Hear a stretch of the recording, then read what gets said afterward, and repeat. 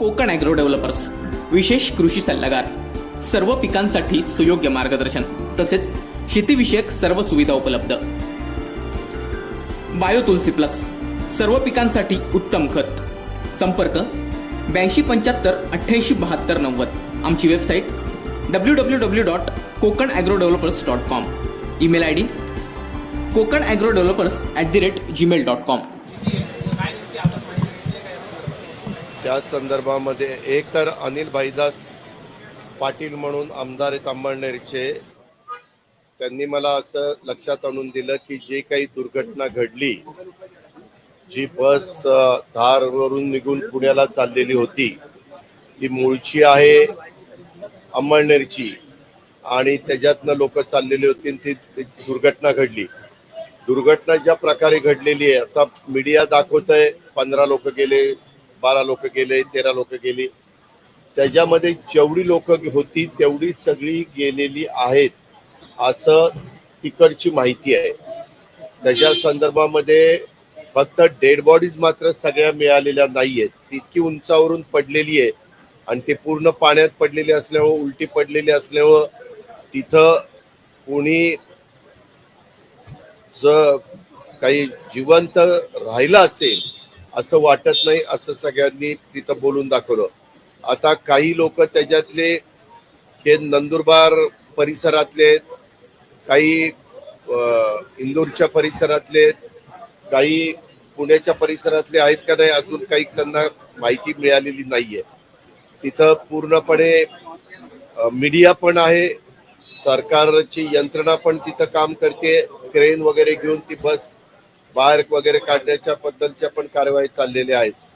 त्याच्यामध्ये ज्यांचं दुःखद निधन झालेलं आहे त्यांना मी देखील भावपूर्ण श्रद्धांजली अर्पण करतो. मी आत्ताच या संदर्भामध्ये मी 3-4 काही विषयांच्या करता आज राष्ट्रपतींचं मतदान होतं, राष्ट्रपती उमेदवारांचं, म्हणून आम्ही सगळे आलेलो होतो. त्यावेळेस मी, जयंत पाटील, दिलीप वळसे पाटील, हसन मुश्रीफ, धनंजय मुंडे आणि छगन भुजबळ आम्ही सगळेजण मुख्यमंत्र्यांना पण भेटलो, कारण मुख्यमंत्री पद स्वीकारल्यापासून माझी तशी त्यांच्याशी समक्ष भेट झालेली नव्हती. त्याच्यामुळे आम्ही त्यांना शुभेच्छा पण दिल्या आणि त्या झाल्यानंतर 3 प्रकारच्या आम्ही मागण्या केल्या. एक म्हणजे या दुर्घटनेमध्ये जे काही घडलेले आहे त्यांना ताबडतोब त्यांच्या नातेवाईकांना भरीव अशा प्रकारची आर्थिक मदत करावी आणि त्याच्यामध्ये जर कोणी जखमी सुदैवाने निघालं तर त्यांच्यावरही तातडीने तिथं उपचार करण्याच्या संदर्भात मुख्यमंत्र्यांच्या स्तरावरनं कार्यवाही त्या ठिकाणी झाली पाहिजे, राज्य सरकारच्या स्तरावरून कार्यवाही झाली पाहिजे अशा प्रकारे त्यांना सांगितलं. ते म्हणाले की मी त्याच्यामध्ये लक्ष घालतो आणि माझ्या परीनं ही यंत्रणा कामाला लावतो. दुसरं म्हणजे महाराष्ट्रामध्ये अनेक ठिकाणी पूरजन्य परिस्थिती आहे, विशेषतः गडचिरोली, चंद्रपूर, भंडारा, गोंदियामध्ये देखील परिस्थिती बिकट आहे. मध्ये नाशिकच्या परिसरामध्ये पण होते. अजूनही हवामान खातं हे रेड अलर्टच्या बद्दल सांगतंय. अजूनही 3-4 दिवस महत्वाचे आहेत. साधारण जर तुम्ही धरणांचे आकडे बघितले तर गेल्या वर्षी आजच्या तारखेला धरणांचे जे आकडे होते त्याच्या दुपटीनं ते 2.5 पटीनं आकडे वाढलेले आहेत पाण्याचे. सगळीकडं पाणी समाधानकारक आहे. उलट शेतकऱ्यांचं मोठ्या प्रमाणावर नुकसान झालेलं आहे, कारण त्यांना भाताची रोपं ही त्यांची खराब झालेली असल्यामुळं त्यांना नवीन रोपं उपलब्ध करून देणं हे राज्य सरकारनं कृषी विभागाच्याकडनं ताबडतोब केलं पाहिजे. तसंच दुबार पेरणी करण्याची गरज आहे. आत्ता पण अनेक आमदार मला भेटत होते, त्याच्यामध्ये तेच सांगत होते की आमच्याकडे दुबार पेरणीला करण्याची गरज आहे, त्याच्याकरता बियाणं दिलं गेलं पाहिजे. ते एक आम्ही मुख्यमंत्र्यांच्या कानावर घातलं आणि त्याच्याचबरोबर शेतीचं अतोनात नुकसान झालं. काही ठिकाणी एवढं पाऊस पडला, कमी काळामध्ये जास्तीचा पाऊस पडल्यामुळं बांधफुटी मोठ्या प्रमाणावर झाले, जमिनीचा माती वाहून गेलेली आहे आणि ती जमीन पेरणीलायक राहिलेली नाहीये काही भागातली, आणि काही भागामध्ये पिकांचंही मोठं नुकसान झालेलं आहे. तर त्याचे तातडीनं पंचनामे करा. त्याच्यामध्ये घराची पडझड झालेली आहे. विशेषतः मध्ये मी नगर जिल्ह्यात अकोल्याच्या परिसरामध्ये पण पाहणी केलेली होती. तर त्या आणि आम्हाला बाबा आत्राम आणि काही माझ्या सहकारी मित्रांनी, चिपळूणचे आमदार शेखर निकम असतील किंवा इतर सहकारी आदित्य तटकरे असतील, यांनी पण अनेक गोष्टी सांगितल्या. तर त्या सगळ्या आम्ही त्यांच्या लक्षात आणून दिल्या. त्याच्याबद्दलचं निवेदन हे पण आम्ही आमच्या सर्व सहकारी मित्रांच्या साक्षीनं मुख्यमंत्र्यांना दिलं, उपमुख्यमंत्र्यांना पण दिलं. आणि यामध्ये ताबडतोब निर्णय घेतले गेले पाहिजेत आणि जिल्हाधिकाऱ्यांना तशा प्रकारच्या सक्त सूचना त्या दिल्या गेल्या पाहिजेत. अजूनही अतिवृष्टीची शक्यता आहे, त्याबद्दलची काही काळजी एनडीआरएफची टीम वेगवेगळ्या भागामध्ये गेलेल्या आहेत. एसडीआरएफची मदत ही तशी बघितली तर ती तुटपुंजी असते. मागच्या काळामध्ये आम्ही सरकारमध्ये असताना अशी संकट आल्यानंतर एसडीआरएफचे नॉर्म्सच्या बाहेर जाऊन काही पटीमध्ये आम्ही त्या भागातल्या माणसांना मदत होण्याच्या, पुन्हा उभं करण्याच्या दृष्टिकोनातनं निर्णय घ्यायचो. तशा पद्धतीनं आम्ही त्यांना सांगितलं की तुम्ही या बाबतीतले तातडीनं निर्णय घेण्याची गरज आहे. आम्ही साधारण अधिवेशन कधी होईल तेही माहिती घेण्याचा प्रयत्न केला, तर अजून खात्रीनं सांगितलं जात नाही. परंतु ऑगस्टच्या पहिल्या आठवड्यामध्ये अधिवेशन जाण्याची शक्यता दाट आहे. अजून त्यांनी एक्झॅक्ट आम्हाला सांगितलं नाही, परंतु जे काही आम्ही पण सरकारमध्ये काम करणारे कार्यकर्ते कधी काळी होतो आणि त्याच्यामुळं पुरवणी मागण्या, त्याची तयारी, आता तर मंत्रिमंडळ, त्याचा विस्तार, त्याच्याबद्दलची जबाबदारी, त्याच्यामध्ये पालकमंत्र्यांची जबाबदारी, या सगळ्या गोष्टी किती घाईनं केल्या तरी केंद्रामध्ये राष्ट्रपती पदाची मतदान आज चालू आहे. नंतर उपराष्ट्रपती पदाचं मतदान दिल्लीमध्ये होईल. ते लोकसभेचे आणि राज्याच्या सभेचे सदस्य करतात. त्याच्यावर ह्या सगळ्या महत्वाच्या कामामध्ये हे सगळे अडकले. त्यांना मंत्रिमंडळाचा विस्तार करायचा आहे, परंतु दिल्लीमधनं ग्रीन सिग्नल आल्याशिवाय त्यांना तो मिळू शकत नाही आणि म्हणून तो प्रयत्न त्यांचा चाललेला आहे. 20 तारखेला बेंच, 3 मान्यवरांचं बेंच, हे सगळं जे काही शिवसेनेने वेगवेगळ्या प्रकारच्या त्याच्यामध्ये मागण्या केलेल्या आहेत किंवा त्यांनी काही केस गोष्टी दाखल केलेल्या आहेत, त्याच्याबद्दल एकत्रपणे या सगळ्याची माहिती घेऊन सुप्रीम कोर्टाचे चीफ जस्टिस हे स्वतः त्याच्यामध्ये त्यांनी लक्ष घातलेलं आहे. त्याही बातम्या पुढे आलेल्या आहेत आणि ती 20 तारखेपासून तोही निकाल काय लागतोय त्याच्याबद्दल संपूर्ण महाराष्ट्राचं नव्हे तर संपूर्ण देशाचं लक्ष लागलेलं आहे. अशा या सगळ्या परिस्थिती आहे. त्याचबरोबर आम्ही त्यांना हेही लक्षात आणून दिलं की सरकार बदलल्यानंतर मागच्या कामामध्ये इतक्या मोठ्या प्रमाणावर स्थगिती द्यायची नसते, कारण ते सरकारचं काम सतत चालूच राहतं आणि आमदारांनी मला वाटतं फेब्रुवारीमध्ये दिलेले काही पैसे, मार्च मध्ये दिलेले गेल्या वर्षाचे आधीचे पैसे, नंतरचे नवीन वर्ष सुरू झाल्यानंतर दिलेले पैसे, त्याच्याही बद्दलची स्थगिती दिली गेली आहे. ती गोष्ट पण आम्ही एकनाथराव शिंदेच्या लक्षामध्ये आणून दिली.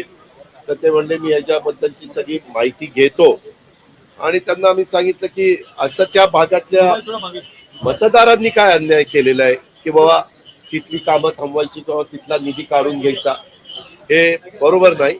आणि म्हणून तुम्ही राज्याचे प्रमुख, आता तुम्ही महाराष्ट्राचे मुख्यमंत्री झालेले आहे, तरी मुख्यमंत्र्यांची परंपरा ही राखली गेली पाहिजे, पुढे जोपासली गेली पाहिजे आणि त्या पद्धतीनं जनतेला मदत पण झाली पाहिजे. अशा या वेगवेगळ्या प्रकारच्या मागण्या होण्याच्या दृष्टिकोनातनं आज आम्ही शिष्टमंडळाच्या समवेत मुख्यमंत्री उपमुख्यमंत्र्यांना भेटलो. राज्याची परिस्थिती आहे आणि अशा वेळी संपूर्ण मंत्रिमंडळ नसणं, पालकमंत्री नसणं, प्रशासकीय कुठेतरी काम होतील असं वाटतंय. त्या पद्धतीने सगळं काम आम्ही त्यांना सांगितलेलं आहे. ते म्हणतात की आम्ही जरी दोघंच असलो तरी आम्ही फार बारकाईनं लक्ष ठेवून आहोत. सतत आम्ही व्हीसीद्वारे, फोनच्या द्वारे किंवा काही ठिकाणी समक्ष जाऊन पाहणी करून त्याबद्दलचा आढावा घेतोय, सूचना देतोय आणि कारवाई करतोय.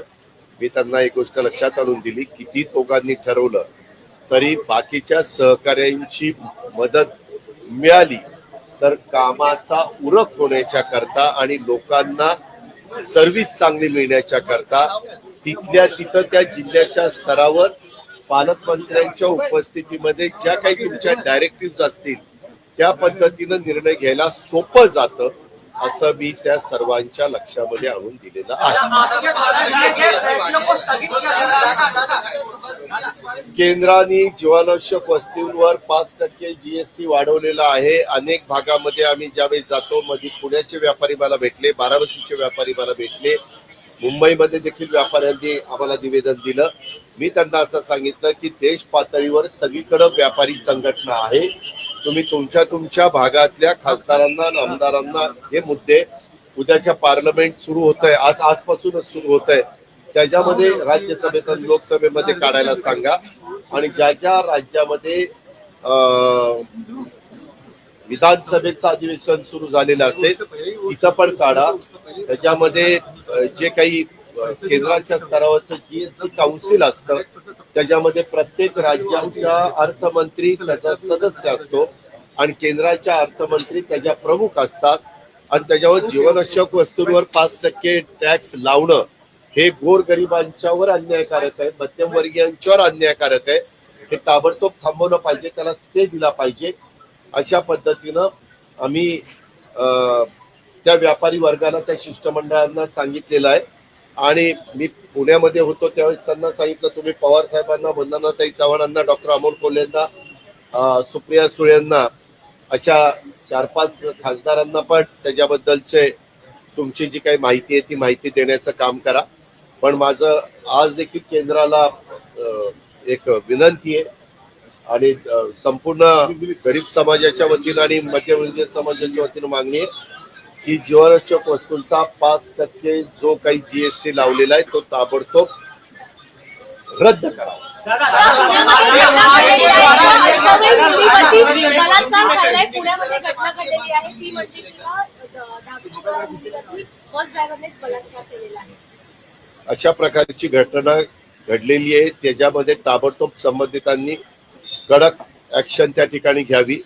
जो कोणी गुन्हेगार असेल त्याला जितकं लवकरात लवकर फास्ट ट्रॅक वरती मॅटर घेऊन कोर्टामध्ये नेऊन त्याला शिक्षा झाली पाहिजे.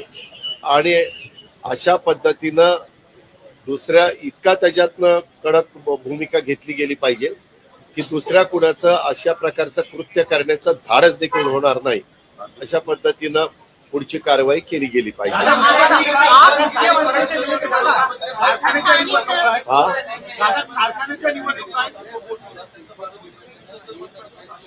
काय अहो, मी एकदा बारामती आणि नाशिक वगैरे म्हणत नाही, एकंदरीत राज्याच्या सर्वच भागातला निधी हा दिलेला त्यांनी थांबवलेला आहे, त्याला स्थगिती दिली सगळ्याच्याच बाबतीमध्ये. शेवटी आम्ही राज्याचा विरोधी पक्ष नेता असल्यामुळं मला राज्यातल्या सगळ्यांच्याच वतीनं ती मागणी करायची होती. जी आमदारांची मागणी होती ती मी त्या ठिकाणी केली. दुसरं एक सहकारातल्या निवडणुका 30 सप्टेंबर पर्यंत पणन आणि म्हणजे मार्केट कमिटी आणि सहकार्याच्या पुढे करण्याचा निर्णय घेतला. त्याच्यात पण आम्ही त्यांच्या लक्षात आणून दिलं, कधीही निवडणुकीची प्रक्रिया सुरू झाल्यानंतर ती थांबवण्यात येत नाही, तर ती तेवढी पूर्ण होऊन दिली जाते. ज्या नवीन निवडणुका लागणार आहेत त्या पुढे ढकलल्या जातात.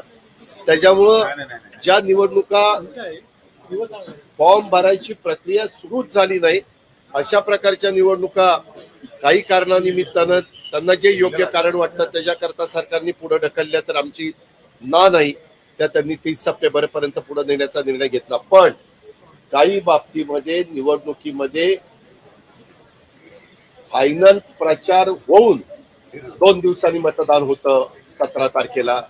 काही ठिकाणी आता उदाहरण म्हणून भीमाशंकर सहकारी साखर कारखाना पुणे जिल्ह्यातला दिलीप वळसे पाटलांच्या नेतृत्वाखाली जो चालतो त्याच्यामध्ये जेवढे उमेदवार निवडून द्यायचे त्याच्यापेक्षा फक्त एक जास्त आहे, एवढ्याच उमेदवारांनी फॉर्म भरले, म्हणजे एकच जास्त आहे, तरी देखील त्या निवडणुका पुढे ढकलल्या गेल्या.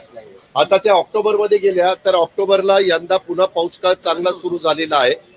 ऊसाचं क्षेत्र मोठं आहे कारखाने 1 ऑक्टोबर पासून सुरू करण्याच्या करता आज ते पण आम्ही मुख्यमंत्री उपमुख्यमंत्र्यांच्या लक्षामध्ये आणून दिलं.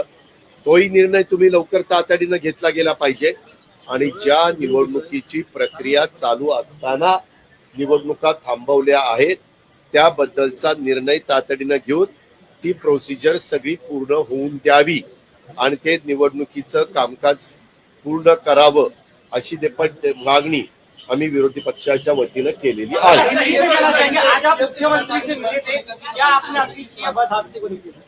आज यहाँ राष्ट्रपति का जो चुनाव पूरे भारत देश में चालू है उसके बारे में हमारे जो विधायक है महाराष्ट्र के रूलिंग पार्टी के हो या अपोजिशन पार्टी के हो वो सब यहाँ वोटिंग करने के लिए वोट देने के लिए आए हैं.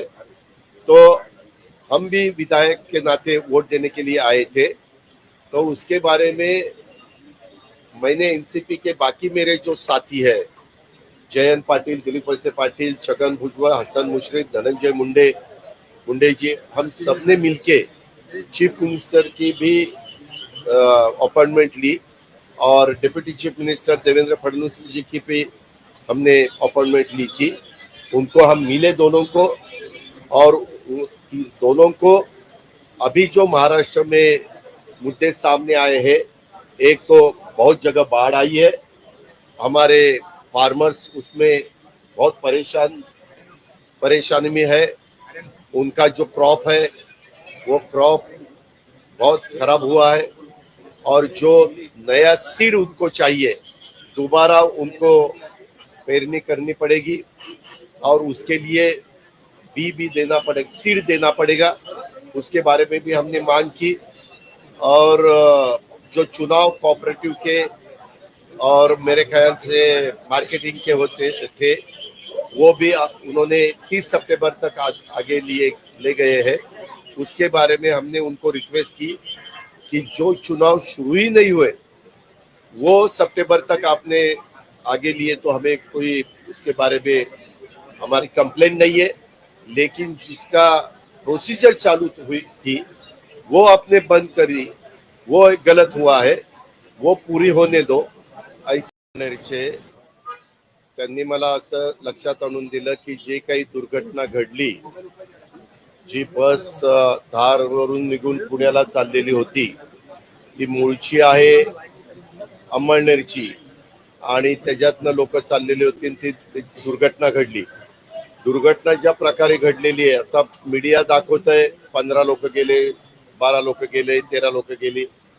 त्याच्यामध्ये जेवढी लोक होती तेवढी सगळी गेलेली आहेत असं तिकडची माहिती आहे. त्याच्या संदर्भामध्ये फक्त डेड बॉडीज मात्र सगळ्या मिळालेल्या नाहीयेत. तितकी उंचावरून पडलेली आहे आणि ते पूर्ण पाण्यात पडलेले असल्यामुळे उलटी पडलेली असल्यामुळे तिथं कोणी जर काही जिवंत राहिलं असेल असं वाटत नाही असं सगळ्यांनी तिथं बोलून दाखवलं. आता काही लोक त्याच्यातले हे नंदुरबार परिसरातले, काही इंदूरच्या परिसरातले, काही पुण्याच्या परिसरातले आहेत का नाही अजून काही त्यांना माहिती मिळालेली नाहीये.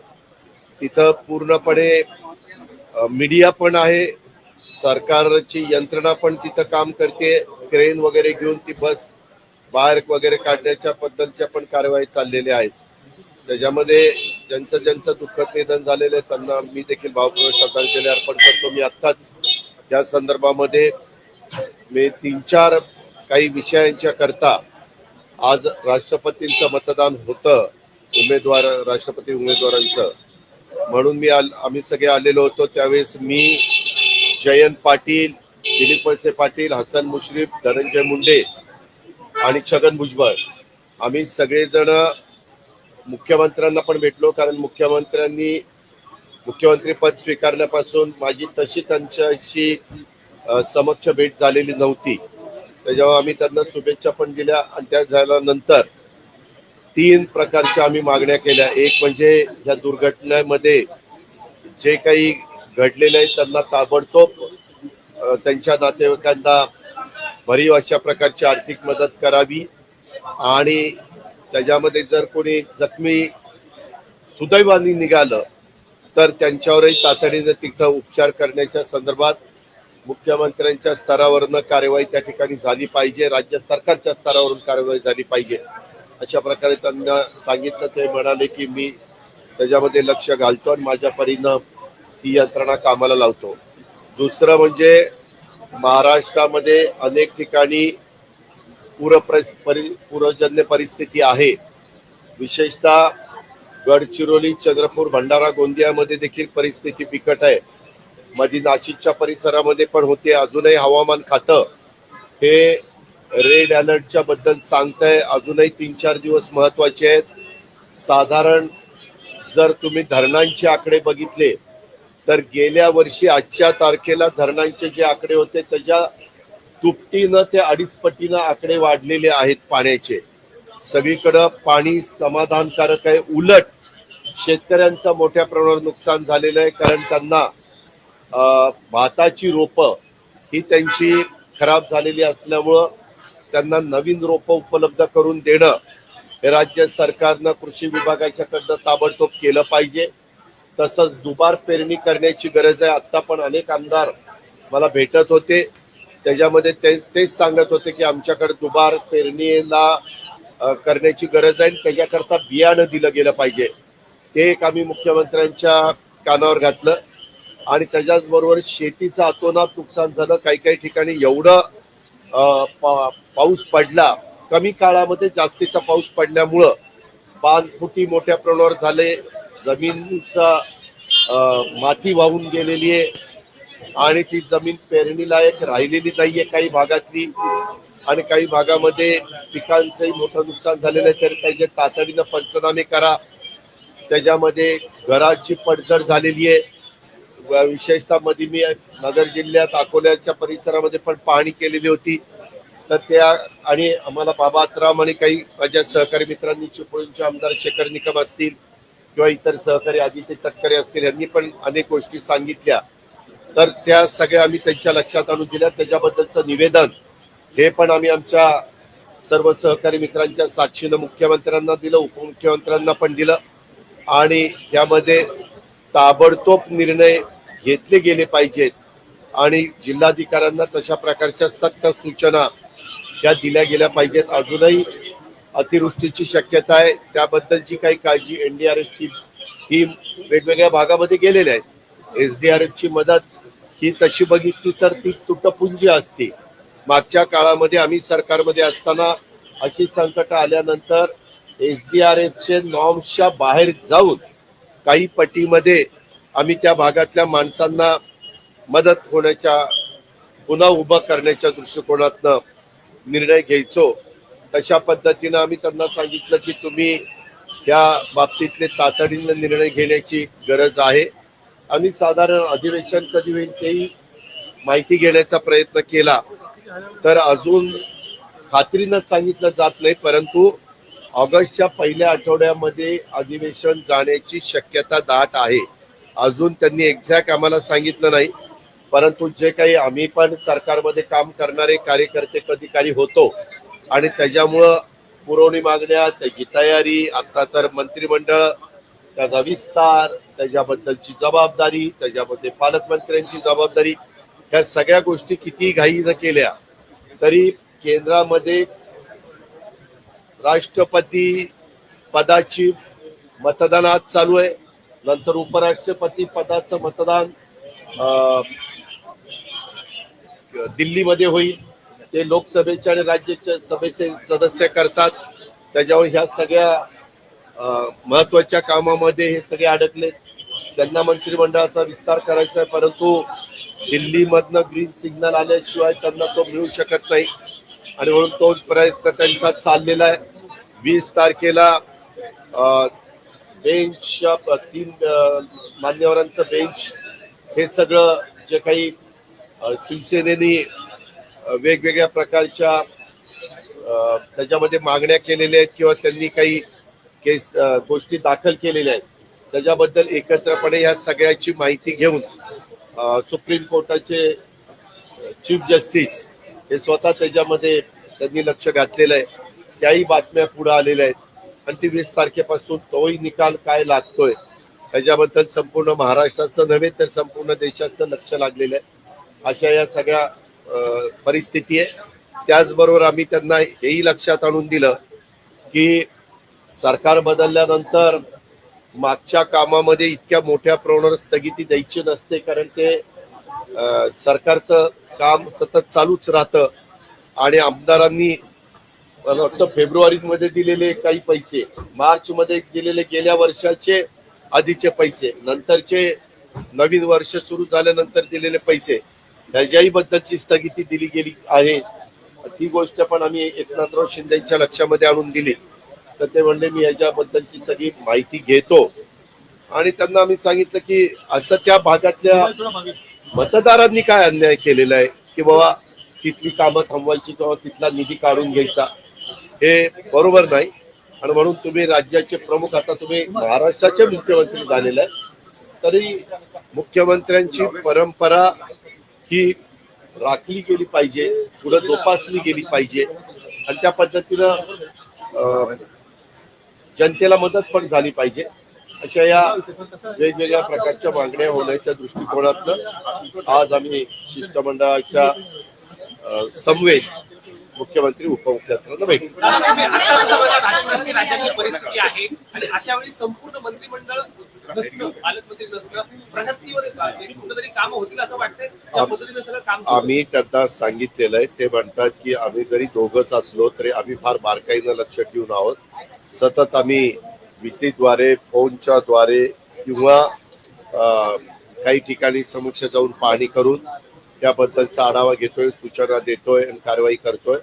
मी त्यांना एक गोष्ट लक्षात आणून दिली, किती दोघांनी ठरवलं तरी बाकीच्या सहकार्यांची मदत मिळाली तर कामाचा उरक होण्याच्या करता आणि लोकांना सर्व्हिस चांगली मिळण्याच्या करता तिथल्या तिथं त्या जिल्ह्याच्या स्तरावर पालकमंत्र्यांच्या उपस्थितीमध्ये ज्या काही तुमच्या डायरेक्टिव्ह असतील त्या पद्धतीनं निर्णय घ्यायला सोपं जातं, असं मी त्या सर्वांच्या लक्षामध्ये आणून दिलेलं आहे. केंद्राने जीवनावश्यक वस्तूंवर 5% GST वाढवलेला आहे. अनेक भागामध्ये आम्ही ज्यावेळी जातो, मध्ये पुण्याचे व्यापारी मला भेटले, बारामतीचे व्यापारी मला भेटले, मुंबईमध्ये देखील व्यापाऱ्यांनी आम्हाला निवेदन दिलं. मी त्यांना असं सांगितलं की देश पातळीवर सगळीकडे व्यापारी संघटना आहे. तुम्ही तुमच्या भागातल्या खासदारांना आणि आमदारांना हे मुद्दे, उद्याच्या पार्लमेंट सुरू होत आहे, आजपासूनच सुरू होत आहे, त्याच्यामध्ये राज्यसभेत आणि लोकसभेमध्ये काढायला सांगा. आणि ज्या ज्या राज्यामध्ये विधानसभेचं अधिवेशन सुरू झालेलं असेल तिथं पण काढा. त्याच्यामध्ये जे काही केंद्राच्या स्तरावरचं GST काउन्सिल असतं त्याच्यामध्ये प्रत्येक राज्याच्या अर्थमंत्री त्याचा सदस्य असतो आणि केंद्राच्या अर्थमंत्री त्याच्या प्रमुख असतात. आणि त्याच्यावर जीवनावश्यक वस्तूंवर 5% टॅक्स लावणं हे गोरगरिबांच्यावर अन्यायकारक आहे, मध्यमवर्गीयांच्यावर अन्यायकारक आहे. हे ताबडतोब थांबवलं पाहिजे, त्याला स्टे दिला पाहिजे.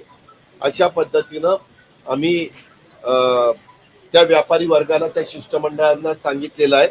आणि मी पुण्यामध्ये होतो त्यावेळेस त्यांना सांगितलं, तुम्ही पवार साहेबांना, वंदनाताई चव्हाणांना, डॉक्टर अमोल कोल्हेंना, सुप्रिया सुळेंना, अशा 4-5 खासदारांना पण त्याच्याबद्दलचे तुमची जी काही माहिती आहे ती माहिती देण्याचं काम करा. पण माझं आज देखील केंद्राला एक विनंती आहे आणि संपूर्ण गरीब समाजाच्या वतीनं आणि मध्यमवर्गीय समाजाच्या वतीनं मागणी आहे की जीवनावश्यक वस्तूंचा 5% जो काही GST लावलेला आहे तो ताबडतोब रद्द करा. बलात्कार झालाय, पुण्यामध्ये घटना घडलेली आहे, ती म्हणजे की 10वी मुलीवरती बस ड्रायव्हरनेच बलात्कार केलेला आहे. अशा प्रकारची घटना घडलेली आहे, त्याच्यामध्ये ताबडतोब संबंधितांनी कडक ऍक्शन त्या ठिकाणी घ्यावी.